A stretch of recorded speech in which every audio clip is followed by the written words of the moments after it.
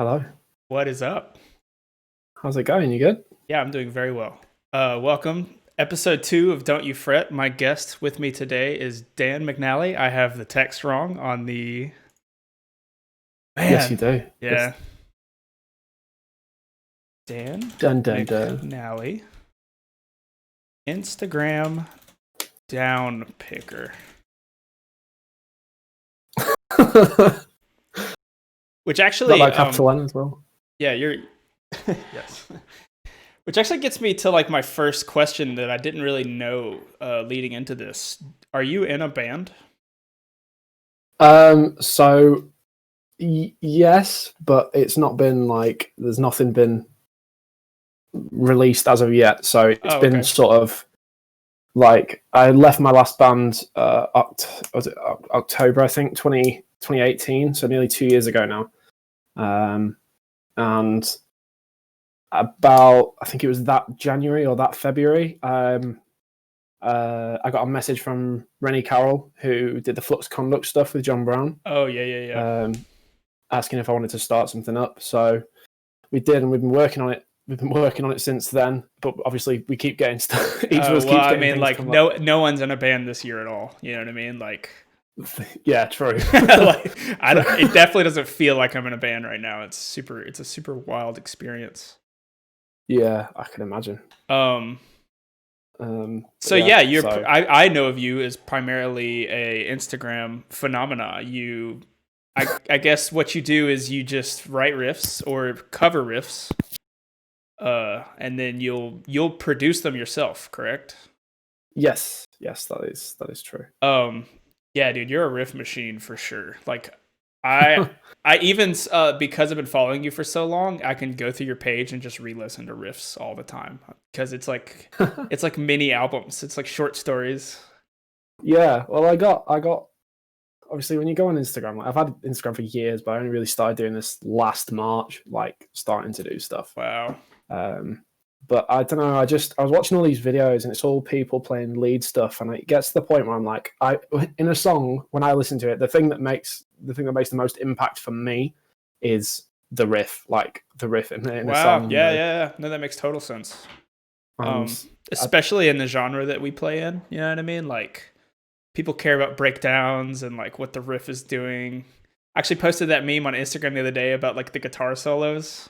How yeah, it's like probably the most ego flex ever, but it's like way down in the list. Honestly, it's like yeah. Like I couldn't have seen a better meme as well, like or more appropriate. It was just like that is yes, literally it.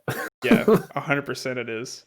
Um, So I thought, that why not being do said, riffs? I think what separates you from a lot of other Instagram guitar players is the production. Right. You're like the way your riffs come through and like sound quality wise, it's like my phone just got subs all of a sudden. There's so much low end. There's so much like it hits really hard with the production. That's what I love about it. Yeah, I love a big kick, big snare, and a good low end as well to like carry on the track Do you or do a whatever lot you of do. production or did you just pick that up because of Instagram?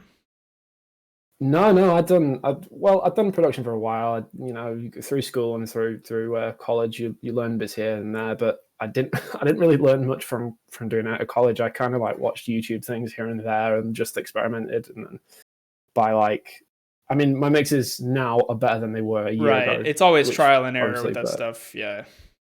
yeah, but I don't know, just work through it, and I know what I want to get out of something, which I think is a key thing to mixing. Like a lot of people will go in and they think, oh yeah, I'll mix this and I'll just see what I can do with what I've got. But it's like, no, you need to have an idea of how you want something to sound before you do it. So I always had that in my head that I want kick, snare, the low end of a bass, and like some really punchy guitars, and that's what I've aimed for every time. Wow, that's actually super So interesting because I don't think I know. I think every time I'm like recording myself or mixing myself, or I'm just like, I'll see what I can do with this today. But I think that's definitely a yeah, smarter approach to it, is like knowing exactly the outcome of the product. yeah, Wow, absolutely, yeah. that's I know sick. what frequencies I want to push in a guitar tone as well, which is Well, so a lot of that people comes like, from like years of playing guitar too. Like Yeah. A lot of people get mad at me because I'll play someone else's amp and I'll just be like, well, I'm going to just tune in myself real quick because I know what I want and how it like accents my guitar playing. And they're like, how'd you make my amp sound like that?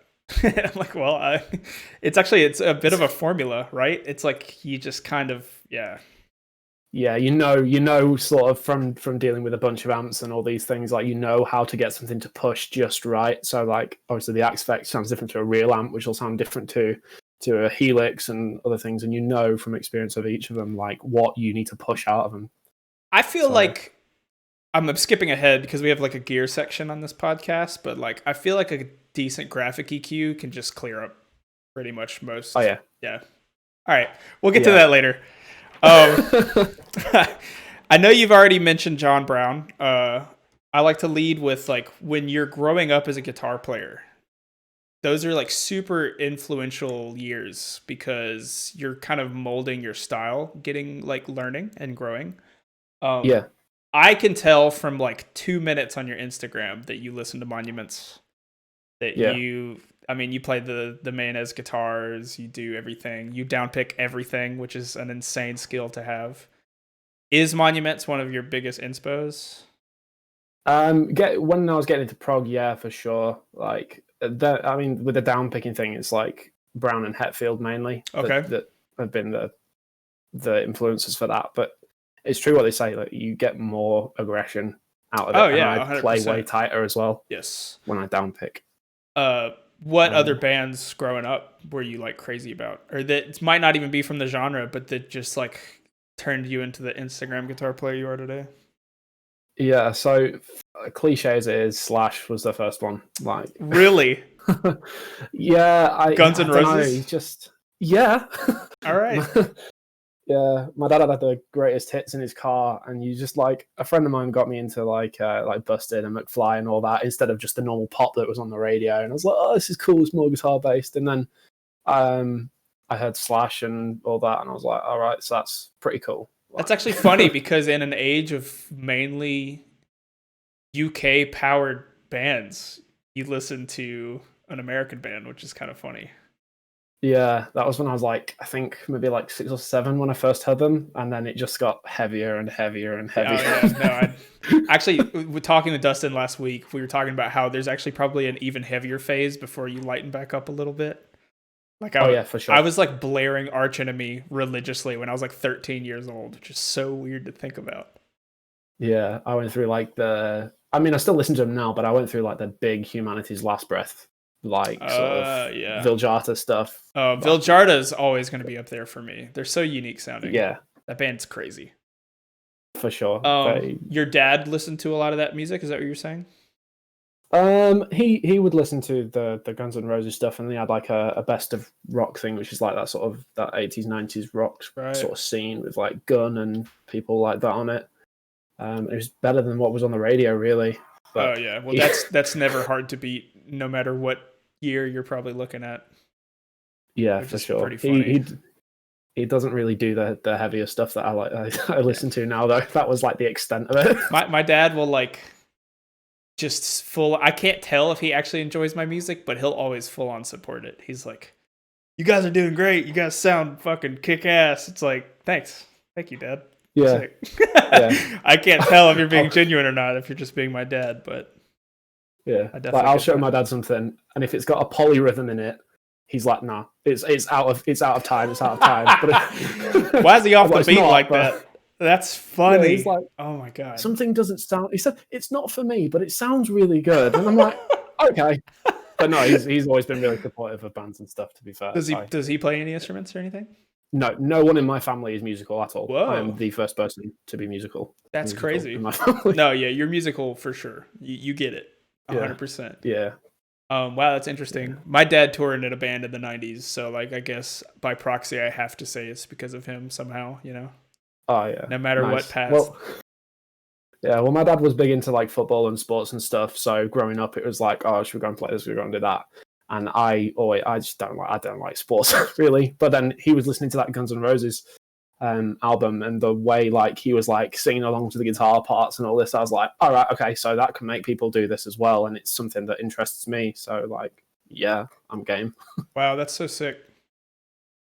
So Well, moving on, yeah. is there like anything you do to prepare writing for a riff? Because you have to come up with so many. Like I know you did for a while, like someone could name a tuning. Yeah, yeah. That pick a tuning and I That write a I riff loved thing. that. That was really fun for me as a viewer. Yeah, I Speaking from like someone who plays in a band and plays probably more tunings than I'd even like to. Um, I do get how like a lot of times a new tuning will actually help you write a riff because it's like some like new ground. But what steps did you take to get there? so I don't know. I just with writing a riff in general, with the tuning things, like I I mean, think just like writing a riff in general. I just know that with the tuning thing, you really had to like come up with them. You know what I mean? yeah. When I was doing 2 week as well, like yeah. See, as someone who's I just don't know. scrolling through Instagram, I don't think I realized that time frame. You know what I mean? But for Yeah, I you, do when you're want like to. producing content, you're thinking, "Oh, I have to put 2 out a week." I don't think that stress would probably drive me crazy. Yeah, because I was doing two of those a week, just a random video on a Wednesday, and then a riff of the week as well every week. Wow. um, yeah, but I don't know. I think writing a riff, I'll usually have like a groove in my head most of the time, Okay. and I'll hear a drum part before I hear a guitar part most of the time. Wow. Some sort of drum groove where Do a you snare go fits in a ahead beat. and map out those drums? Do you program the drums first, foremost? No, I'll hear the drums and then I'll sort of get a rhythm going on the guitar. Have something I want to do, sort the notes out, the finalized notes out, and work with that drum beat still in my head because then I can sort of change sometimes the phrasing or how I want to group something, and then I'll go through and do all the drums before I record anything. Okay. So Right, yeah, because the recording process is different than the writing process. You don't ever write with a audio interface up or a DAW up, I guess. Or do you just write with like an amp first? no, I write with a door. I don't know. I guess every time's different. It depends if you're going Yeah, in to okay. write or something. Well, But that kind of answers the question too. Like you just kind of go with the flow and it's different in every scenario. Like some people have to have yeah, like this specific thing set up and like yeah, for I sure. can't write a riff. I haven't had my coffee in front of my like dude. Yes. Busy doing nothing. Especially this year, bro. Especially this year. Yeah, pretty much. It's so accurate. Well, did you Um, doing 2 a week, did you find like a writer's block? yeah. Yeah. At one point, I think when I started off the tuning thing, I was just starting to fall into a part of a writer's block with doing just the own tunings that I want to play or that I play normally. And I got to that and I was like, oh, you know what'd be fun if someone suggested a tuning. So I put that up in my story. I currently I've done 65 different tunings so far. I have about 1,000 requests stored on my computer of people requesting tunings. They can't get that Different. different though, I feel like. I mean, I guess they It's can. Yeah, one will be like a different note or one will be like an octave below. But so some of them are a bit similar, but there's like hundreds of suggestions on my computer, screenshots of them. Whoa. But yeah, I don't know. I think putting it into a new tuning, trying to find your way with absolutely no idea of, I know these scale shapes, I know what I can play. Having no idea can open your ear up a bit better and you can like go straight to it. Yeah, it's more Um, like a fun journey than it is to like lay out a because I fall victim to this. Anytime I pick up a guitar and just try to write a riff, it sounds like Era. You know what I mean? Like it's just an Era because I've yeah, been playing with Era for so long. But when you don't know how to do that in a different tuning, you just start coming up with like just new weird stuff yeah, because your hands can't make the shapes that you're used to making with them. It's really strange. yeah, exactly. And Um, when you're in new tunings, you can pick out all the new different chords that you're like would normally have to fret like that to yes, try and get them. And you're just I like, I've toured with the Monuments dudes once and the Tesseract dudes once, and I just can't grasp the dadgad type open tunings. Every time I would pick up one of the guitars, I'd be like, don't know what I could do on here. I guess I'm gonna play some bar chords. Yeah, I've been playing in like the DADCAD tunings for years now. Really, I should during this break especially. I should just set a guitar up in that tuning and just riff. Yeah, you can come up with some like massive chords, massive, and for me, chords write riffs. Yeah.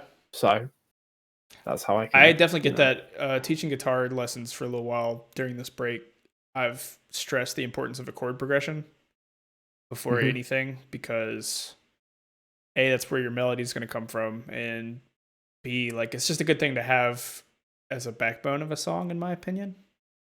Yeah, absolutely. You need that drive, don't you? Really, and the chord progression can carry it. Because so many people will like start with a breakdown. It's like, well, come on, dude, I'm not gonna. You have that now. You can stick that anywhere on any song because it's a breakdown. Yeah, fair one. I don't know. I tend to write first either the chorus or the riff of a song, like the God riff in a song. Yeah, I actually did want to say too that a lot of your riffs have like a pretty solid chorus in them, and that's pretty unique for like someone who just riffs. You know what I mean? Like, if you were to translate your riff writing into being in a band, which you are obviously, but like a singer should have no problem, you know, singing over the stuff you write, which is strange seeing as how you haven't been with a singer for so long. Yeah.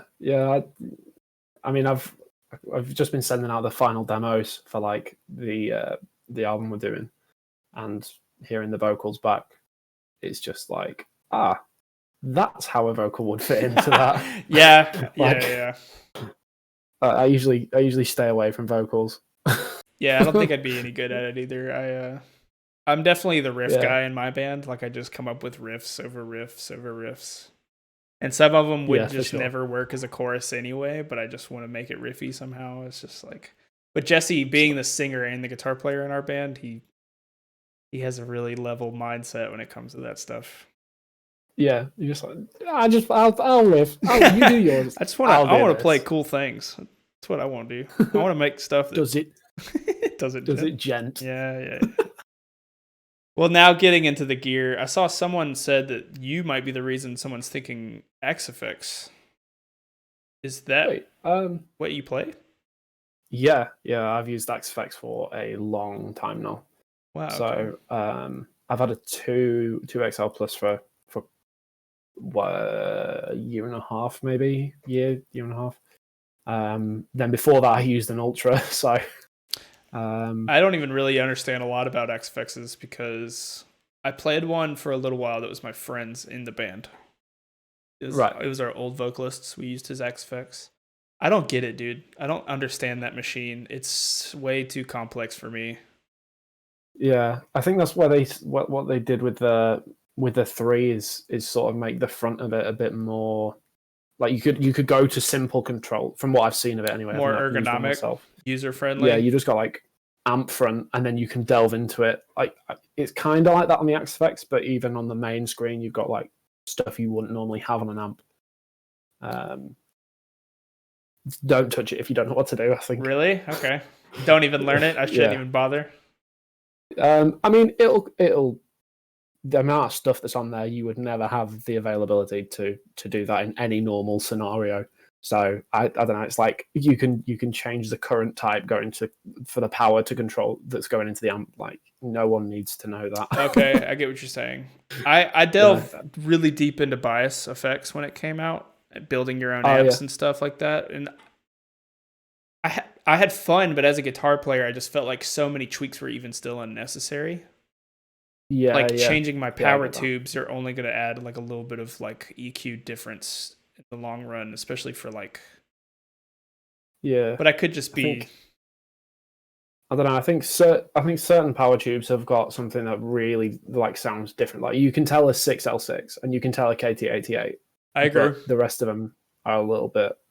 I agree, but even still, like when you're in that setting.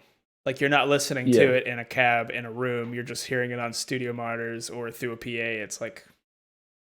Yeah. I'm probably just a bit of a stickler. No, I get you, because I used to use a Blackstar Series 1200 amp like in my last band, and we back in the day, my dad and I got it out of its shell casing and like looked through all the all the stuff underneath it with bias and stuff, and we got to learn how to change tubes, which obviously is not that difficult now you know how to do it.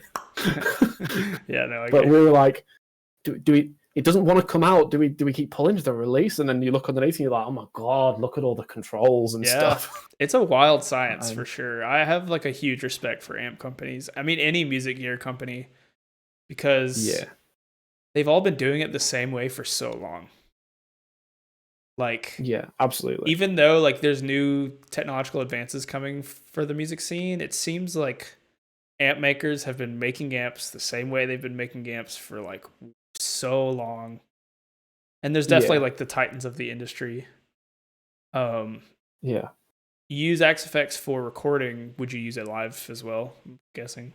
Yeah. I've got a power amp in my gear stash at the moment, which is just waiting. Do they make a powered XFX?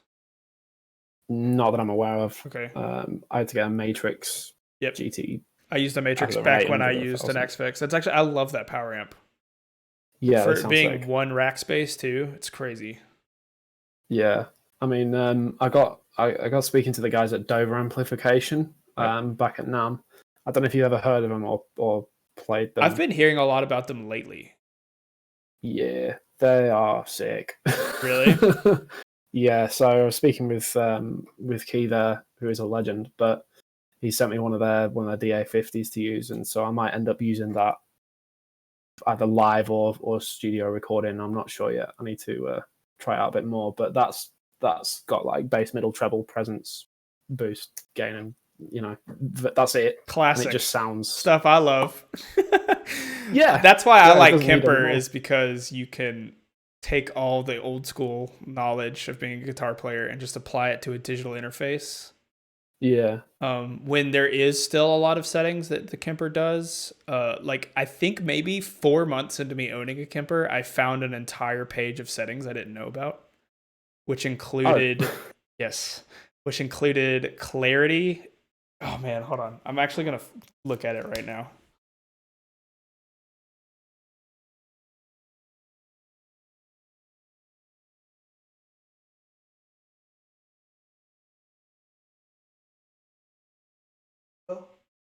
I can't even remember how to get to it. Oh, okay, right. Definition, power sagging, pick, clarity, all that's in the Kemper, and I didn't know about it till 4 months into owning it. Hi. Yeah, it's crazy. And then once I found that, I was able to take the tone I already loved and just turn it into something I was crazy about. Yeah. Because when you have, it's weird with Kemper, you can take a profile, which is something I've yet to do. I've like yet to get a really sick raw amp tone, which I used to use. I don't know why I haven't done this yet, but you can like say you want this amp with a tube screamer on it and you profile that. Well, that tone with a tube screamer comes in to your profile, and then you can tweak that. So I've yet to do that like super meticulously, but yeah, because it's got similar things on the XFX, and I know that the little tweaks here and there are like the sweetness to what you've already got. Yeah, Are you big Kemper user now then? I've been using Kemper live, like only Kemper, no effects at all besides the onboard effects for 6 or 7 years now. And I've been primarily using the same Kemper profile for like 5 of those years. Jeez. So like, if someone goes to show. Yeah. So if like someone owns a Kemper and wanted to sound like me live, it would be as easy as just emailing them a file, which is super wild. That's crazy, man. That's crazy. Well, never sound truly like you, because tones in the fingers. But... yeah, right. That's actually something I didn't understand until I got older either, but it's definitely super true. It really is. Yes, absolutely. Man. And then you've been playing Mayonnaise guitars for a long time. Yeah, 3 years, 3.5. I don't know, somewhere around 3-4 years. Okay. What sets them apart? The build quality is just like, and the attention to detail are both incredible. I've not found that in very many companies at all, where you can just pick one of their guitars up and you just go, yeah, this feels like it was made for me, or it's just, I don't know. I love the sound of them as well. They've got this certain clarity to them, which you don't find in a lot of others either. What I do like about Mayonnaise is the raw, just the raw wood feeling of them. And I feel like that has a lot to do with the sound quality, or like what your guitar sound sneaks through your high gain, Yeah, absolutely. And I love that. Like growing up, I played just a natural wood Ibanez forever, and there was no finish, not really a finish. There was a stain on it, but that was it. And even right there, that one's just maple burl. It's the easiest guitar to clean ever, because it's just wood. Even some of the stuff that happens to it, I'm like, I'll just leave it there, whatever. Yeah, I used to have gloss finish guitars, and I'm so glad I don't anymore. Yeah. They get so gross so fast, and I've had, my newest one is gloss, which is at the end there, and I'll play it live, and some of the pictures will come back, and it just looks gross. It doesn't even make me want to use the picture, because and I sweat a lot, so it's I can't help that. I'm not gonna wipe my guitar down between every song. That you couldn't pay me. No, I agree with that. I got other things to worry about.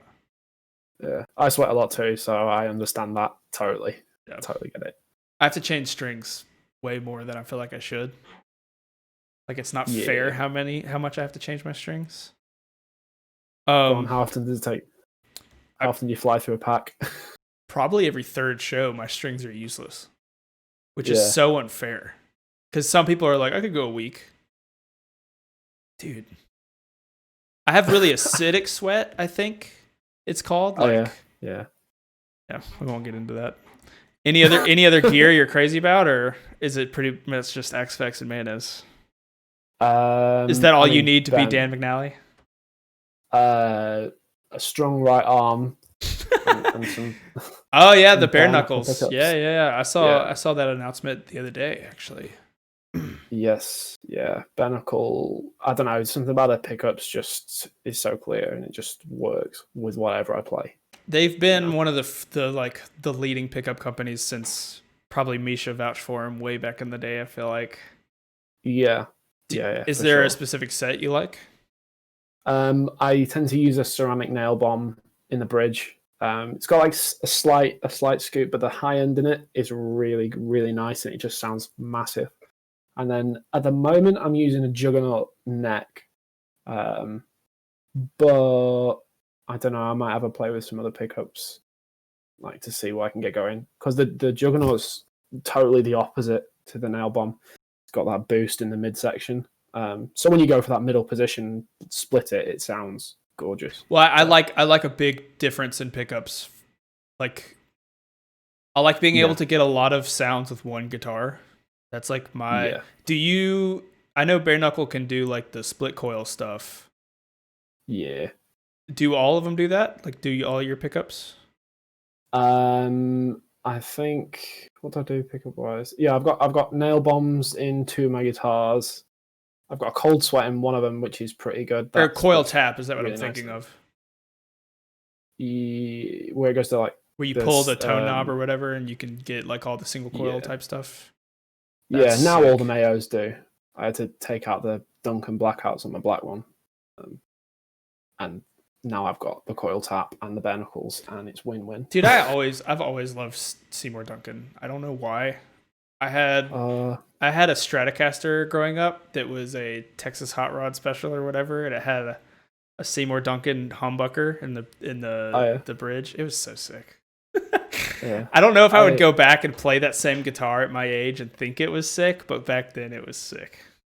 Yeah, I bought a Schecter years ago, and it was the one that they did with the Floyd Rose and the Sustainiac pickup in as well, and it had, was it a Duncan?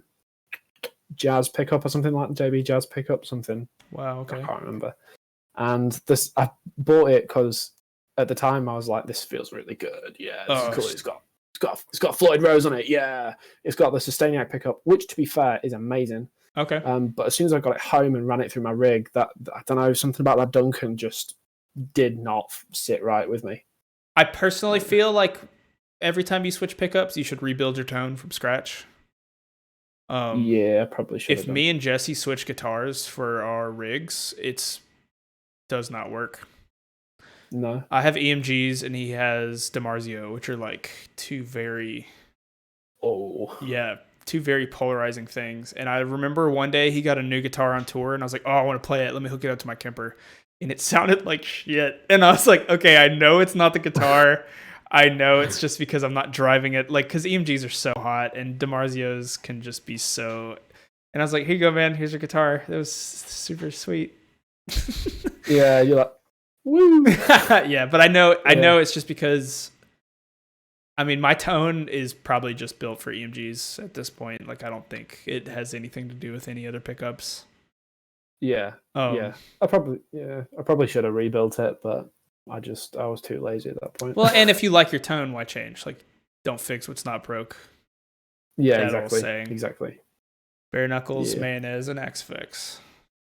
I feel like a lot of people go that route. So there's got to be something magical about it. I do also use Aris Effects pedal. I'm endorsed with Aris Effects as well. What is it? I use their Aris Effects pedals. I don't even think I've heard of them. They are. Let me find. Yeah, we've got those as well. So they've got the Savage Drive and a gate. That is, although there's only one knob in it, that is the most accurate gate in a pedal that I think I've ever found. All you need is one knob if it's doing its job right. Exactly. Like I used the decimator for a long time, which is just that hideous, like chrome-looking one knob. Yeah. Yep. But it does what I need it to. It doesn't make my amp go. Wah.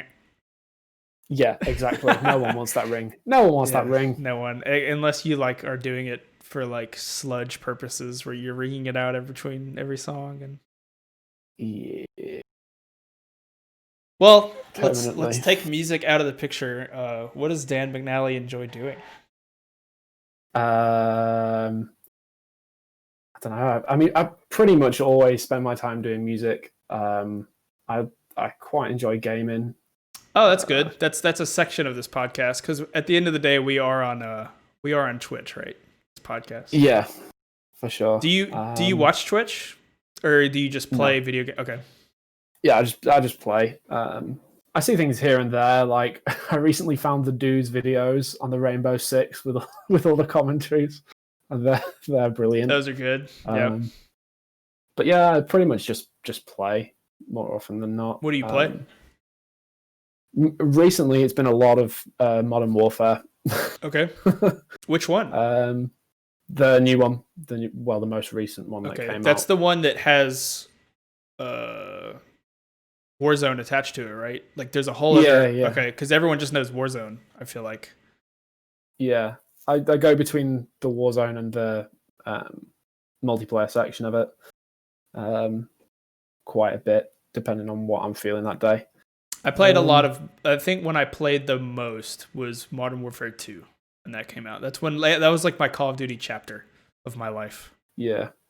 Modern Warfare 2 was an amazing game. That was like the one that I feel like solidified that game in history. It was like, all right, Modern Warfare will always be around because this game kicked so much ass.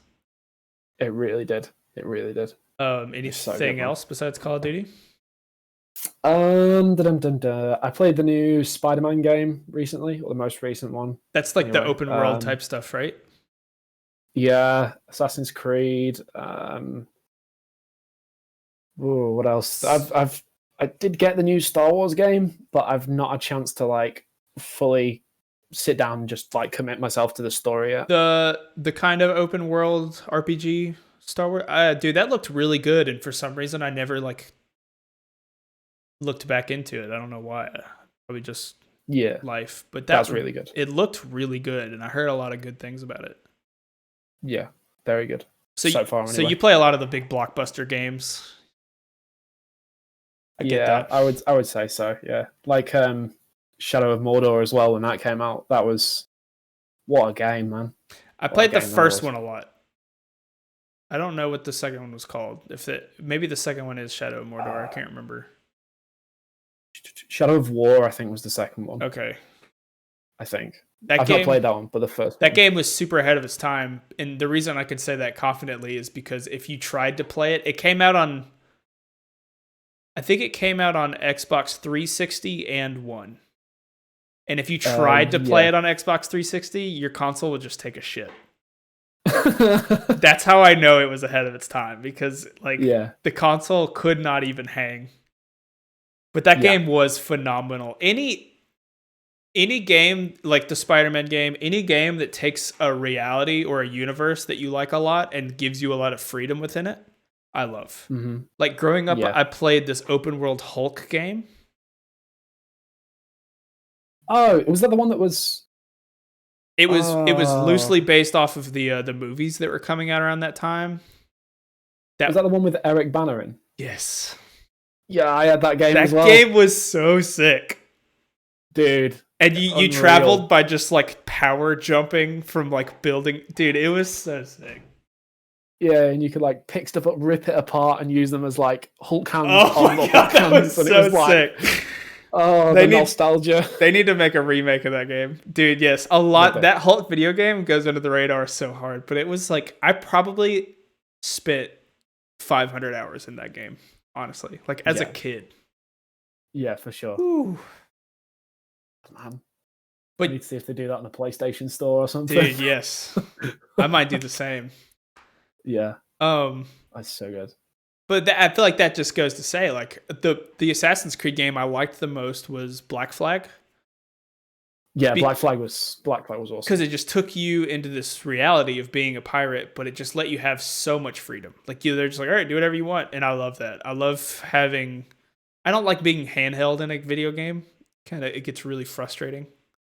Yeah. I think the first Assassin's Creed I got was when I got my 360 originally, and it was the fourth one. Is that Revelations? I think when you play as old Ezio. Okay. And that was an amazing game. That was really good. That was my first sort of experience with like open world stuff, like the bigger open world stuff. Anyway, and I love those games, man. I got into it really fast. I played Morrowind growing up, which. That's it's 2 games prior to Skyrim. Oh, okay. So it like if you loaded it up today, you're like, what are these graphics? But it was like super unpolished. I remember doing all the goofy shit that you could kind of do in Skyrim. Like it was super open world. You could pick up whatever, you could eat whatever, you could do whatever. But I remember like they had really shitty mechanics in the sense that like there was a mountain like straight up like this, and you could just jump up it repeatedly. Like that's how you got places in that game. That's another nostalgia-filled game. But I've been messing with open world for way longer than I probably should have. Yeah, open world stuff is always fun if it's done right. Anyway, right? It's always fun. That makes sense. Yeah, for sure. Well, so do you have a job? What do you do for? Yeah, I don't really talk about my job though because it's a bit. I do. Yeah, I don't really talk about it because I keep the 2 lives separate. Wow. Okay. Which is part of the other job, so I don't tend to really talk about it very much. Cool, you're a hitman. Got it. Yes. Dun. That's actually okay. That because I was like, man, like that answers enough questions for me because I was like super curious. Yeah, I do it 1 day a week. For 24 hours, I go there 1 day a week, and then the other 6 days are, music days or my days to do what I want. Yeah, that's sick. That's a sweet gig. It sounds like. Yeah, it's all right. It can be stressful enough at times, but I think every job has that though. Yeah, for sure. I've worked. I've been unfortunate enough to work many jobs throughout my years of being in a band, and every job has the title job attached to it. You know what I mean? Like it's something you have to do. Yeah, I get that. I used to do the whole restaurant and then bartending and stuff like that. So Yes. Literally, two of my dudes in bands are still working at this bar. yeah, Jesse has maintained the life of a musician. Like, he has a side project and he also does producing or like kind of ghostwriting. So he's really just filled his life with music, which I admire. It's sick. I work at a yeah, coffee shop when I'm home, so it's kind of like middle ground between restaurant. I could never do restaurant. yeah, yeah. Restaurant is I mean, it's very much very different between the UK and America restaurants. I've noticed, but it doesn't change the fact that many customers are arseholes. Um, So what but would you rather deal with, a UK asshole or an American asshole? a UK asshole, because in the UK, well, in America, people are so polite, and even from what I've noticed anyway, even when they're rude to staff members there, the staff members are still like, "Oh yeah, that's fine, sir, that's fine." Blah blah blah blah. They seem really polite about it still, and in the UK, you just say, "Piss off." Well, that's because we have to get tips. Yeah, fair one. I mean, yeah, people in the UK don't really tip, Right. so That's like where the big, like, if that person's entire paycheck didn't rely on them being polite to those people, it would be a yeah. much different story. And I super admire American waiters and waitresses. Like, I really do. I do, but at the same time, I really wish America never. I hate the tipping economy. I hate it so much. I hate that restaurants don't have to pay employees. I hate that a person's Yeah, entire paycheck can come down to whether or not they were like good enough at their service. Like, it's just not. The yeah, that's first not on. time I went to Japan, this was some odd years ago. I ate this ramen. It was like $6. It was the most fire ramen I've ever had in my life. I'm American. I wanted to tip. Yeah, I pulled money out, and the guy who was with me, who was like showing us around, acted like I pulled a gun out. Like, he slapped my hand down. He's like, "Dude, no, no, no, you cannot do that." And I was like, "Okay, I'm so sorry." They do not tip there. And there, if I was to tip, it would be like saying, like, it was like disrespectful. Like, you must need more money or yeah, something like yeah, that. something like that. Oh man, And I that's loved it so weird. because, like, there's like small differences in their economy, or like people pride themselves of their work there, and that's something that Americans don't typically do. Like, Yeah, yeah. UK's half and half, very much. yeah, I feel that. Yeah, but yeah, I guess. I, I I don't know. Yeah, no, I feel you. I love it every time I'm in the UK playing shows. Besides having to take a boat there, if because Yeah, we always fly into Germany and fly out of Germany. We never fly and start a tour in the UK, which is strange. But hmm, the shows are always sick. It's so fun. yeah. What's the best place to play a show in the UK? I've played. I think it's called Electric Ballroom in London. Oh yeah, I think I played yeah, yeah, there a couple times, and they've both sold out and was super sick. yeah. As far as like just being in the UK, uh, oh man, so bad about this stuff. My touring life is such a blur. I can't remember the city's name, which is, I was about to say it's my favorite, but I guess I have no business saying that if I can't even remember the name of it. I'm just intrigued more than anything, I guess, to see where the best place to play is and see if it's where I go to watch the concerts and stuff. Well, I've only, yeah, I mean, I don't know. I've only been a couple times. I think I've been 3 times in total, which, like, that compared to me playing venues in America is just like night and day. Like, I could probably tell Yeah, you the ins and outs of every single venue in America, tell you why I hate it more than anything. But I don't feel like I have enough experience in the UK. yeah. Um, man, I can't believe I can't think of the name.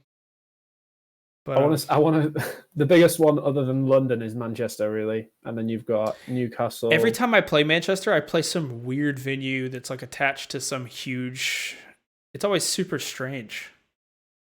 Yeah, It's not like there are some venues. It's not just like a club. It's not like like a venue. It's always like, oh, this is the side lobby house of an auditorium, and we're gonna use like every time I go to Manchester, it's like okay, so I got that pretty pegged. Yeah, there's like a couple of venues. Obviously, when you get to the bigger venues, they are venues, but for sort of like medium-sized, smaller sized, they can be some weird venues, man. Like when I was probably about how old would I have been? Maybe I don't know, 15, 16 probably. We got to in a very old band. We were going to go play this place in Manchester, and it was like a small venue which was underneath a bar. And we were getting ready to play, and we were getting ready to do this, and we were practicing the day before. We were like, we don't really have time that day to do it, so do it the day before. And we go around to pick up all the gear the next morning so we can head to the venue and blah blah blah. And we get a call just as we're all packing up the cars, and it's from the venue saying we're gonna have to cancel the gig. And we're like, why are you gonna have to cancel the gig? And they're like, oh yeah, the ceiling collapsed into the venue. We're like, oh, that's just so typical. Of course it did. That's any venue with the words underground attached to it, or like, yeah, there's a place that I know every band in our genre has played a number of times in Arizona, which is in like the desert of America, basically. And in the summertime, it gets horrendously hot. And it's underground, and its AC pretty much doesn't work. And we've played there a number of times in the summer where it's like only like a 200 cap venue. We sell it out. The AC is not working. It's in the desert of America, which gets up to like, you guys are in Celsius. I have no idea what is it in Fahrenheit? Like 108 or something. All right, so sort of like high 30s then. Yeah, I don't know. It's just, it's not, it's like not even livable to me, but then to also have to like play our genre of music in it, which is a high intensity, like, which is my favorite thing about our genre. Like when people are like, why do you like being in a metal band? It's like, well, the shows are very set apart from everything else. You know what I mean? But for sure, dude, in that heat, it is some of the most brutal. We actually played a show in Canada on our, I guess like the last tour we've done, which is a year ago now, cool. Where it sold out, even though it was in Canada, it was supposed to be, it like felt fine outside, but the AC went out, like it stopped working, and JT had like a heat stroke after the show. Oh God. Fun stuff. AC is very important for a band to play your city. In case anyone was wondering. All right. And heat stroke is yeah, it's something you don't want to experience for sure. Okay, Bristol. I really enjoyed Bristol. Bristol. Wow. Don't hear that one a lot. I think I remember the show is fine. It wasn't the show that set apart. It was like the city itself. Oh, right. Okay. It felt very hip to me. There's like a lot of sick coffee and restaurants I could eat at. Yeah.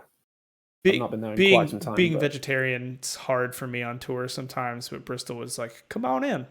Like, we got you. Yeah. Yeah. Yeah. For sure. No, it is a nice place. Definitely. Okay. So that's a common shared theme, I guess, too. Yeah, it's a nice place. Well, while we're on the subject of food, I do have like a little food section. What's your favorite food? Yeah. Lasagna. Wow, you had that loaded. Yeah, me and my girlfriend talk about this a lot, and we never disagree on it. It's always lasagna.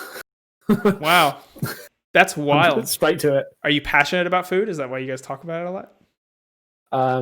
I mean, I'm just fat, but yeah, right. Not by America's standards. You're fine. Fair, yeah. I don't know. Like the pair of us, because I don't really get to see her a lot. Your girlfriend? Yeah. We've kind of gotten more into cooking since like start of the year. And obviously we had the massive gap of the pandemic, but now you're allowed to merge with one household. And so we've just gotten back into cooking again, and we've started making all these different things, but we both agree all the time that lasagna is the best food. So do you cook lasagna? Yeah. Is there a restaurant that like does a really bomb lasagna around you that you're like, yes? No, when we go to restaurants, we tend to have steak because steak. It's like a fancier thing to have. Yeah. Yeah, I don't know. It's just nice. Like, I know obviously you being vegetarian don't, but for me I did. personally, When I ate meat, I ate steak. Yeah. It's nice. I don't know. It's kind of weird. Like after stepping back and learning how to cook, it is weird that something so expensive and fancy is just a piece of meat put over something hot. That's all a steak is at all. Yeah, no, you're right. It's super strange. Absolutely. Yeah. It's like, why am I paying this chef to put this piece of meat on a grill? It's so strange. Yeah, but then it's easier to get a lasagna right than it is to get a steak perfectly cooked. Like, okay, perfectly cooked. In my opinion, anyway. I get that. Because we both like really, really rare steak, just past blue. So wow, I don't know. I think when I did eat steak, it was around that level. But I definitely dove into meat when I did eat meat. And that was actually part of my reason for becoming vegetarian, is because I like to eat a lot. And when you're eating large quantities of meat opposed to large quantities of vegetables. Yeah. Because I was never the guy, like in America, we also do it very poorly in the sense that like we'll advertise a double cheeseburger, add bacon. No one needs that much meat. You know what I mean? Like, when I go to McDonald's, I totally don't get a double cheeseburger with bacon. But I'm saying like we like, and I think it's more along just Western culture and like a whole. Like, yeah. Like, why do you like? You're just eating meat at like a meatball at that point, and that's just not. I don't know. To be fair, the burgers in America are way bigger than over here. Yes, some of them are wild, dude, and it's just not healthy. Like when you're trying to be healthy and you're eating like proper like white meats grilled that are like, their plates are like this much meat, this much veggies. You know what I mean? Like that's just like the healthier way to do things. So that was actually one of my like my reasons for being vegetarian, is because I did eat too much meat. Yeah. Being from the South of America, barbecue was my weakness. Oh, okay. Yeah. Okay. So like I would have taken like really good ribs over a steak any day. We don't get a lot of great ribs in the UK. Yeah. Not anything that's to be bragged about anyway, we'll say that much. I feel that. Yeah, I don't think there was ever like, anytime I'm there, I mean, obviously I'm vegetarian now, but I don't see like best ribs in London, or like, you know, it's just not something you see ever. No, not at all. You do not see that in the UK. Well, you know, in like 4 years when the pandemic's over and you're in a huge band, I'll take you to get some really sick ribs when you come through. Yeah, man, for sure. Because we do have a spot that does like insane ribs. Like they're nutty. It's called Saw's Barbecue. So sick. Yeah, I feel like I've got to try this now. And like barbecue, I even still like barbecue spots I enjoy, because like I like the sides that traditionally come with barbecue, like mac and cheese, potato salad, all that I can still eat. And so like I'll go with my friends to a barbecue plate, still get full. Yeah. That's pretty cool, to be fair. That's pretty cool. What other stuff do you like cooking? I don't know. We've recently been making livers. I made them a few weeks back, and then we had them a few times since because they were so good. Yeah, chicken livers with like a mushroom cream, red onion sauce. That sounds good. Yeah, they are very nice, but yeah. I don't know really. We recently learned. This is going to sound so pathetic, but we recently learned how to make grilled cheese, because you think grilled cheese as just cheese on toast, as in you get the toast, you put the cheese on it, and you put it under a grill. but obviously it's not that. Well, there's So like we've been making there's that. better grilled cheeses in the world for sure. Like Yeah, like where you pan fry them, I think is more towards a grilled cheese, I guess. the way I do it is I pan fry with butter, Yeah. but I pan fry the bread first, and then I add cheese, and then I pan fry both sides after adding the cheese. So like, okay. so like you're melting cheese onto a cooked piece of bread, I guess. I didn't think about doing that. Yeah. But we just cook the bread, put some cheese on it, flip it with the other piece of bread, but yeah, with brie. Brie cheese. Yeah. Okay. Yeah. I actually went to a place. I was out of town the other day. My girlfriend's parents have a cabin, like 3 hours north, and it's like pretty remote. But we went to like a brunch spot, and I had a grilled cheese with smashed avocado and fried egg. I bet that was nice. It was stupid. It was stupid. I'm definitely like a foodie. Like I think that's why I've like gone into like cooking, and I definitely want to know why I enjoy foods too. Like for such a long time, I feel like this is good. Like and I don't know why, or like I couldn't say anything more onto that. But like especially touring in a band, I get so many different cultures and like places of food, and like I just can't help it. Like I'm definitely a foodie for sure. Yeah, I like food way too much also, so I get it. We need it to live for sure. Yes, absolutely. Until they devise a pill at some point in the future. Yeah, but even then, all your meals in one. Who's going to enjoy that? Nobody, unless they're like permanently busy. I don't have time to be fair, that sounds like me most days, but really? And then just pig out at night and just binge eat. On days that I stream, I like eat once a day, and like sometimes that one like break of window of me not being busy and eating, I don't want to cook. It sucks, but yeah, no, I get you. I have to force myself into that later today because I need to cook something later. Well, absolutely. We're getting close to the end here. I'll let the chat, if anyone's awake here, ask any questions that they've wanted to ask you. You know what I want to ask him? I don't know what you want me to ask him. What color guitar plays the best? Purple. He wanted you to say that. He wanted you to say that so bad. I mean, it just does. It's got purple has this unique sound that is amazing. Purple is the best for everything. I don't. Okay, I'm not going to humor that with a response. All my guitars are black. I'm the most boring human alive, dude.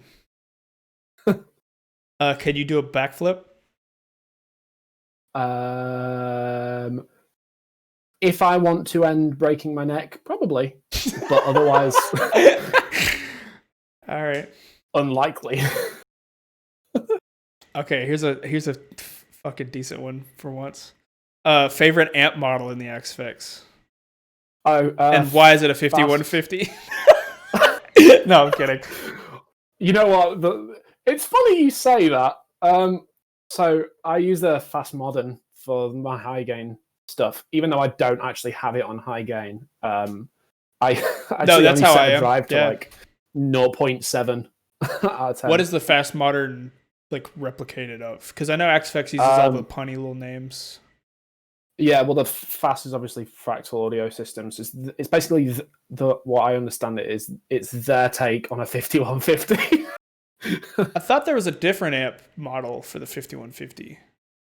Yeah, they also have a 6160 or something like that. They do a Fast 6160, but the modern, I think, is a hint between that and a Mesa, is it, or something? I don't really know, but it just sounds awesome. Yeah, I mean, when I played X-Fix for the short period of time that I did, it was just like I basically cloned the settings of a real amp I would use, which back then was a PV 5150 tube screamer, noise gate, just the classic. Yeah, for sure. I tend to do a bit more processing on the end of a tone. I try and mix it in the tone as much as I can, because then I can just record it and just do like the tiniest little movements. No, that's good. That's how I think it should be for sure. Absolutely. Any more questions we want to ask Dan here while we have him hostage in our podcast? I've enjoyed this, man. For those watching, I didn't meet Dan until NAMM this past year. And I don't remember. I think I just saw you. I was like, I know you from Instagram. Yeah, you were stood at the Skirvison booth, which is obviously I was there with the string source, but the yeah. I've been in talks with the pickups that were at that booth too. Oh, Guitarmery. They basically do what Bare Knuckle's doing. They do a coil tap passive. Like, it's basically the American versions of Bare Knuckles right now. I think it's a much smaller company. Which, I have to admit, that stuff excites me. Like, I like getting my hands on something that no one else really knows about. Yeah, I get you. I tried out some of that stuff at NAMM as well, and it was very... Yeah. The pickups I make are very nice. So yeah, like anytime some guy who's like semi-local and doesn't have much of a name for himself is killing it, I love that. Like, I'm so about... Yeah. Do you use stock Axfix cabs or external IR?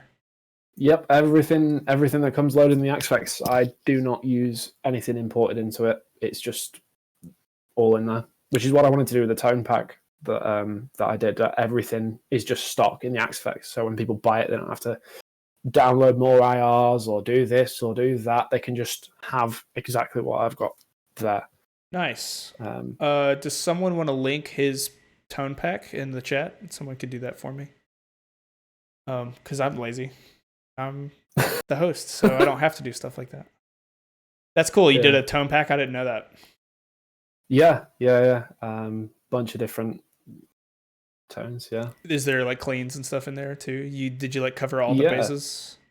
Yeah, so there's some clean ones which range from like a standard clean amp to anywhere up to like some massive verb patches or shimmer patches and things like that, and effects pad things. I've got crunch tones, lead tones, rhythm tone, bass tone, and there's a couple of like different guitar effects like radio things and different ones like that.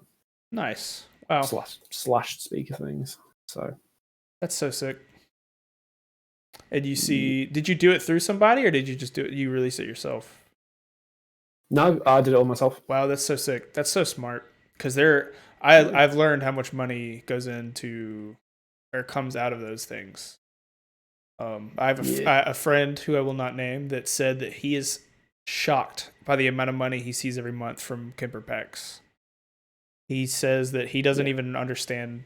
He didn't know that many people in the world owned a Kemper that would pay for packs like that. But yeah, that's awesome. I need to get on Kemper and Helix and stuff, but I don't have any of them, and I don't want to buy them, and I can't. Yeah, why would you buy them when you already own another one? It's like, that's how I feel. Like, I don't want to get a Helix or an Axfix because I have the Kemper. It's like... Exactly. Yeah. And there are companies you could work through. Like, there's companies that like will just bring you into a studio and you do stuff and they'll sell that and get a percentage. And that's like, that kind of seems like the route to go, in my opinion. But you, I mean, you don't get to share. You don't have to share any of your profits. So that's sick. That's cool. I didn't know you did a pack. That's awesome. Yeah. Favorite strings and picks, because we always have to talk about that for no reason. So strings I use from the String Source, which is the booth I met you at. Yes, yeah, I endorse them, and they are amazing. They basically, what their aim is that every string has the same tension in it. So when you get like a pack of D'Adarios or any balls or something, and you string your guitar into one tuning, the tension will be different between the strings. So it's obviously the opposite of what Horizon is doing at the moment, which is progressive tension. So lighter on the highs, heavier on the lows. I like that. I feel like that's what I need. Yeah, I don't do much of the lead stuff. So, and because of the way I pick, I need heavy on all of them. So like I use a 27-inch scale guitar for my 7-string, and I have a 74 on it for A flat. Like, I love big. Wow, so that's actually pretty thick. I use a 68 for that. Yeah, I don't know, something. Wow. It just thumps. Yeah.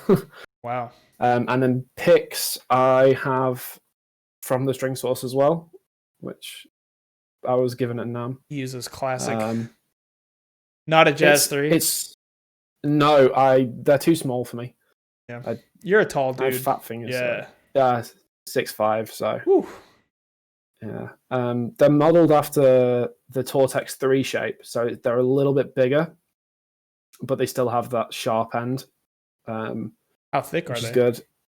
What are the maybe 0.88? I think the same as the green ones ish, or 0.8. So pretty close to a 1 of the two. Because I feel like thick strings need thick picks.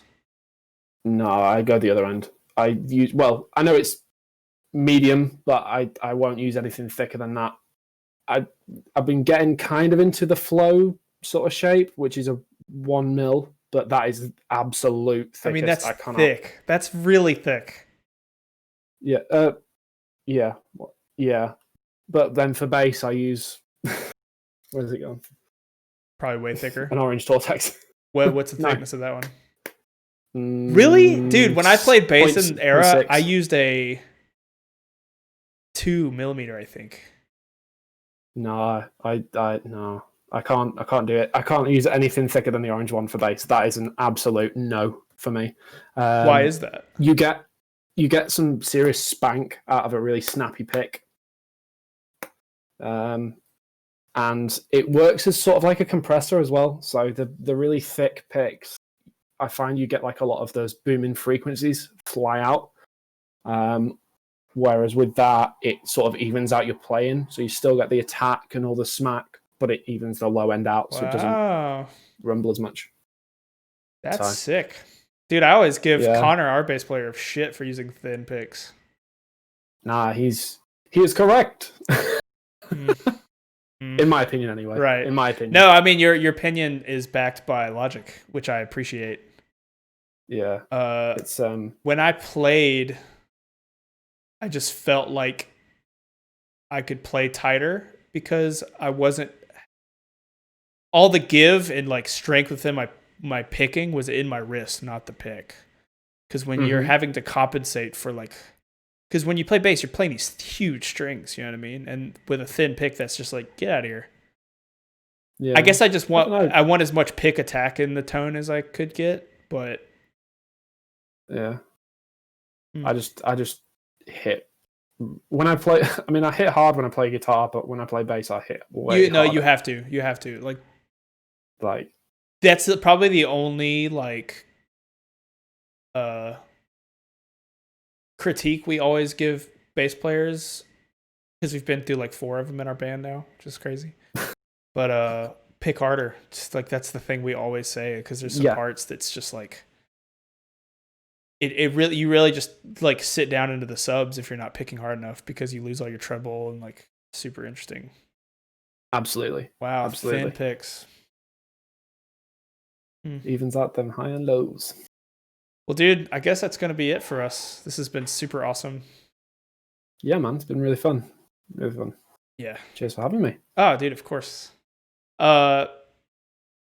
Someone could probably link your Instagram too, but I guess this is going to be it, buddy. We'll be internet friends for a while until, the pandemic lifts. That sounds good for me. Yeah, dude. We'll have to go for that. We'll have to go for that meal next, NAMM, that we're both at. Yes. Yes. All right, buddy. Talk to you later, man. Sweet. Take care. See you later, dude. Bye.